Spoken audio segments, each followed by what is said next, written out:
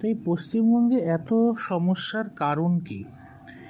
এর জন্য এটা পুরোপুরি আমার অ্যানালিসিস। আসলে আমাদের পশ্চিমবঙ্গের মানুষরা বিভিন্ন সময় ধরে বিভিন্ন নেতাদের নির্বাচিত করেছেন, সেটা যে রাজনৈতিক দলেরই হোক না কেন। কিন্তু এই সকল নেতারা ছিল আদতেই অযোগ্য নেতা।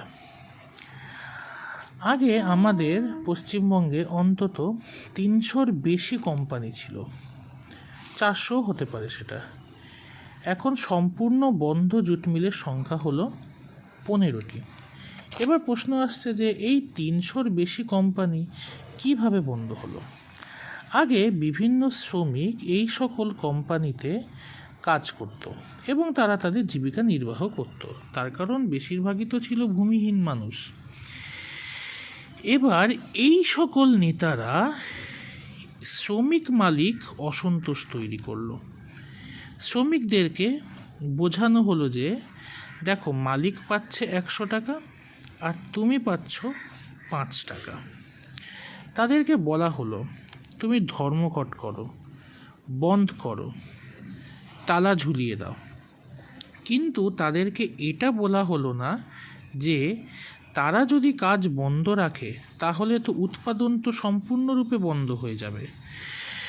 তার আগে আরেকটা ব্যাপার বলে দিই যে এই যে আমি 300-র বেশি যে কোম্পানির কথা বলছি, এদের মধ্যে কিছু সরকারিও ছিল, অনেকটা বেসরকারিও কিন্তু ছিল।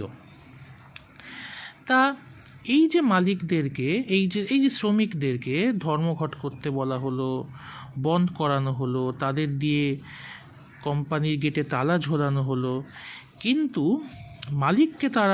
মালিকের কাছ থেকে তারা আবার তোলাবাজি আদায় করত।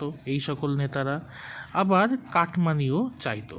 অর্থাৎ তোলাবাজি কালচারটা কিন্তু আজকের না, এটা বহুদিন ধরেই কিন্তু শুরু হয়েছে।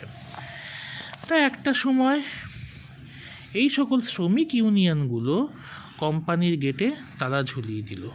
শত শত শ্রমিক বেকার হয়ে পড়ল। এই শত শত বেকার শ্রমিক থেকে 3 রকম গোষ্ঠী তৈরি হলো। কেউ কেউ গুন্ডা তোলাবাজে পরিণত হলো রাজনৈতিক দলের আন্ডারে, কেউ কেউ হকারি করতে শুরু করলো, কেউ কেউ পরিযায়ী শ্রমিক হয়ে গেল। এই সকল গুন্ডা তোলাবাজরা ভোট লুট, সমাজ বিরোধীমূলক কাজকর্মে আবদ্ধ হয়ে গেল। কিন্তু তাদেরকে, এই সকল শ্রমিকদেরকে এইটা বোঝানো হলো না যে দেখো, কলকারখানা এগুলো পুরানো যন্ত্রাংশ রয়েছে, মূলধনের অভাব রয়েছে, তোমরা সহযোগিতা করো। কিন্তু তাদেরকে এগুলো কখনোই বোঝানো হলো না। কোম্পানিগুলো বন্ধ হয়ে গেল, পশ্চিমবঙ্গে মেরুদণ্ড ভেঙে গেল, অর্থাৎ পশ্চিমবঙ্গের মানুষ বোকা।